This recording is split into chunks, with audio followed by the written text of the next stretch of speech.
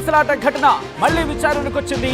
ఇప్పుడీ వంతు జాతీయ మానవ హక్కుల commission, national human rights commission. అవును, నేనన్నది మీరు విన్నది అక్షరాల నిజం. నేషనల్ హ్యూమన్ రైట్స్ కమిషన్ ఇప్పుడు మళ్ళీ పుష్ప 2 ఆ రోజు జరిగిన తొక్కిసలాట ఘటనను మళ్లీ విచారణకు స్వీకరించింది. హైదరాబాద్లోని డాక్టర్ మర్రి చెన్నారెడ్డి మానవ వనరుల అభివృద్ధి సంస్థలోని రూమ్ నంబర్ 216లో బహిరంగ విచారణ జరుపుతోంది. పోలీస్ అధికారులను హాజరు కావాలంటూ ఆదేశించింది కమిషన్. మానవ హక్కుల న్యాయవాది రామారావు ఇమ్మినేని ఫిర్యాదుతో గతంలో పోలీసుల తీరుపై అసహనం వ్యక్తం చేసింది కమిషన్.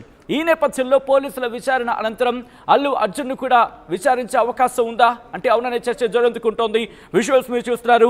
ఆ రోజు మరి ముఖ్యంగా పుష్ప 2 ప్రీ-రిలీజ్ ఈవెంట్లో జరిగిన ఆ ఘటనలో జరిగిన ఆ ఇబ్బందికర వాతావరణం, ఆ బిడ్డ చనిపోవడం, ఆ తల్లి చనిపోవడం, ఆ బిడ్డ హాస్పిటల్ పాలవ్వడం ఒక్కసారిగా అందరినీ కలిసివేస్తుంది. ఇప్పుడు ఈ ఘటనకు సంబంధించి దాదాపుగా చర్చ ముగిసిందనుకున్న క్రమంలో మళ్ళీ తెర మీదకు వచ్చింది. ఇప్పుడు నేషనల్ హ్యూమన్ రైట్స్ కమిషన్ దాన్ని తెర మీదకు తీసుకొచ్చింది, విచారణ జరుపుతోంది. ఈ నేపథ్యంలో ఎటువంటి విచారణ జరుగుతోంది అనేది డీటెయిల్గా తెలుసుకునే ప్రయత్నం చేద్దాం. మా ప్రతినిధి రవిచంద్ర అప్డేట్స్ అందించేందుకు సిద్ధంగా ఉన్నారు. రవిచంద్ర, ప్రస్తుతం ఇన్వెస్టిగేషన్ ఎన్ని గంటలకు ప్రారంభమైంది, ఎన్ని గంటలకు కొనసాగే అవకాశం కనిపిస్తోంది? సచిన్, పుష్ప ఘటన టాలీవుడ్ కి ఒక పీడకల లాంటిదని చెప్పుకోవచ్చు. చాలా దురదృష్టకరమైన సంఘటన. ప్రీ రిలీజ్ ఈవెంట్ లో సినిమా చూడటానికి వచ్చిన కుటుంబంలో ఒక తల్లి మరణించడం, అలాగే కుమారుడు ఇప్పటికి కూడా ఆయన సాధారణ బాలుడిగా ఆరోగ్యవంతుడిగా మారకపోవటం అనేది చాలా దురదృష్టకరం. ఆ ఘటన టాలీవుడ్ నైతే ఇప్పటికి కూడా వెంటాడుతుందనే చెప్పుకోవాలి. ఆ ఘటనకి సంబంధించి హీరో అల్లు అర్జున్ ని అరెస్ట్ చేయడం జరిగింది. ఆ తర్వాత ఆయన బెయిల్ పై బయటకు రావడం జరిగింది. థియేటర్ యాజమాన్యానికి కావచ్చు, మిగిలిన సెక్యూరిటీ సిబ్బందికి, వీళ్ళందరికీ కూడా అరెస్టులు జరిగాయి, విచారణకు పిలిచారు పోలీసులు. ఇప్పుడు తాజాగా నేషనల్ హ్యూమన్ రైట్స్ కమిషన్ వాళ్ళు ఈ రోజు దీనిపై విచారణ చేస్తున్నారు.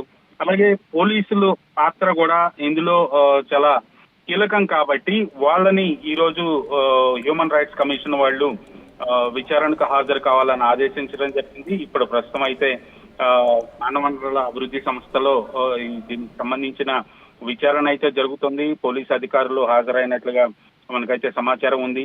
బహుశా ఈ పోలీస్ అధికారుల విచారణ తర్వాత దాంట్లో బాధ్యులుగా ఉండి అరెస్ట్ అయిన అల్లు అర్జున్ కావచ్చు, అల్లు అర్జున్ వ్యక్తిగత సిబ్బందిని, థియేటర్ సెక్యూరిటీ వాళ్ళని, థియేటర్ యాజమాన్యాన్ని కూడా హ్యూమన్ రైట్స్ కమిషన్ పిలిచే అవకాశం అయితే ఉంది.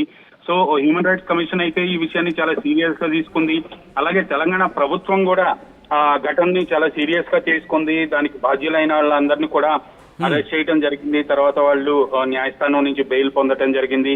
ఆ తర్వాత ఇలాంటి ప్రీమియర్ షోలు కావచ్చు, బెనిఫిట్ షోలు కావచ్చు, వీటన్నిటిని కూడా నిషేధిస్తూ తెలంగాణ ప్రభుత్వం అయితే ఒక నిర్ణయం తీసుకోవడం జరిగింది.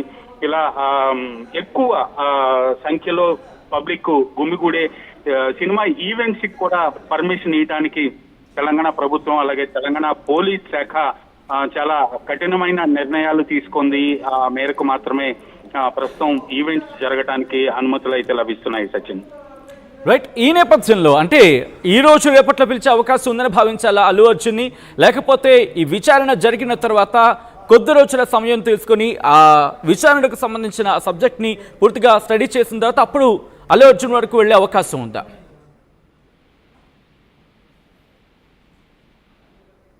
రవిచంద్ర, ఓకే రవిచంద్ర దగ్గరికి మళ్ళీ వెళ్ళే ప్రయత్నం చేద్దాం. ఆ రోజు జరిగిన ఘటన ఒక్కసారి తలెచ్చుకుంటే ఒళ్ళు గగురుపాటు గురవుతుంది. ఎందుకంటే ఆ రోజు జరిగిన ఘటనలో ఒక్కసారిగా క్రౌడ్ వచ్చేయడం, ఆ క్రౌడ్లో వచ్చిన క్రమంలో ఆ ఫ్యామిలీ ఎక్కడికక్కడ చల్లా చెదురైపోవడం, మరి ముఖ్యంగా భర్త ఒక చోట, భార్య ఒక చోట, భార్యతో బిడ్డ ఒక చోట. ఆ విజువల్స్ చూసిన ఎవరికైనా గుండె తరుక్కుపోతుంది.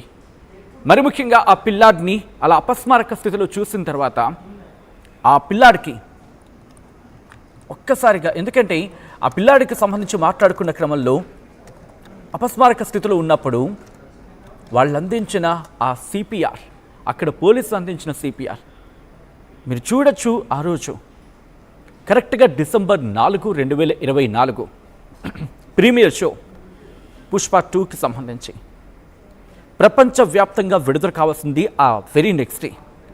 అయితే సంధ్యా థియేటర్కి వెళ్ళారు అల్లు అర్జున్. అల్లు అర్జున్ సంధ్యా థియేటర్కి వెళ్ళే క్రమంలో ఆ తొక్కిసలాట జరిగిన సందర్భం ఎక్కడ చూసినా అదే విజువల్. అంటే ఎక్కడ చూసినా అదే పరిస్థితి. ఆ పూర్తిగా క్రౌడ్తో నిండిపోయిన పరిస్థితి. ఈ నేపథ్యంలో అక్కడికి వెళ్ళినప్పుడు రేవతి అనే మహిళ తన కుటుంబంతో కలిసి అక్కడికి వెళ్ళింది. రేవతి తన కుటుంబంతో అక్కడికి వెళ్ళినప్పుడు అల్లు అర్జున్ వస్తున్న క్రమంలో ఒక్కసారిగా క్రౌడ్ అంతా ఒక చోటుకి చేరుకున్న సందర్భం. ఈ నేపథ్యంలోని అక్కడ తొక్కిసలాట చోటు చేసుకుంది. ఈ క్రమంలో రేవతి మరణించారు. రేవతి కొడుకు శ్రీతేజ్ హాస్పిటల్ పాలయ్యి చికిత్స అందించిన పరిస్థితి. కొన్ని నెలల పాటు హాస్పిటల్ బెడ్ మీదే ఉన్నాడు. ఇంకా చికిత్స పొందుతున్న పరిస్థితి ఉంది. ఈ నేపథ్యంలోని ఇప్పుడు మళ్ళీ పుష్ప 2 తొక్కిసలాట ఘటన తెర మీదకు వచ్చింది. ఇప్పుడు ఈ ఘటనను విచారిస్తోంది national human rights commission. National human rights commission విచారణలో ఎటువంటి అంశాలు వెలుగులోకి రాబోతున్నాయి మీరు చూడొచ్చు. ఆ రోజు టైం లైన్ రాత్రి 9:40 అప్పర్ బాల్కనీకి సంబంధించి అక్కడ ఎటువంటి పరిస్థితి ఉంది. అప్పర్ బాల్కనీకి అల్లు అర్జున్ రావడంతో లోవర్ బాల్కనీ దగ్గర మరింత ఒత్తిడి పెరిగిన సందర్భం. అసలు సంధ్యా థియేటర్ తొక్కిసలాట అసలు ఏం జరిగిందో ఒక్కసారి మేము రీక్యాప్లో చూపించే ప్రయత్నం చేస్తాం. ఆ రోజు జరిగిన ఘటనకు సంబంధించి విజువల్స్ మీరు చూస్తే పోలీసులు సంధ్యా థియేటర్కి సంబంధించి అల్లు అర్జున్ అండ్ ఫ్యామిలీ అక్కడికి చేరుకుంటున్న క్రమంలో పూర్తిగా క్రౌడ్ అంతా అక్కడికే చేరుకుంది. 9:15 ప్రాంతం వైట్ ఫార్చునర్ కార్లో అల్లు అర్జున్ కూతురు అలాగే వాళ్ళ మామయ్య ఇద్దరు కూడా అక్కడికి చేరుకున్నారు. అలుహరాలుగా కంచెల చంద్రశేఖర్ వాళ్ళిద్దరు కూడా అక్కడికి చేరుకున్న సందర్భం.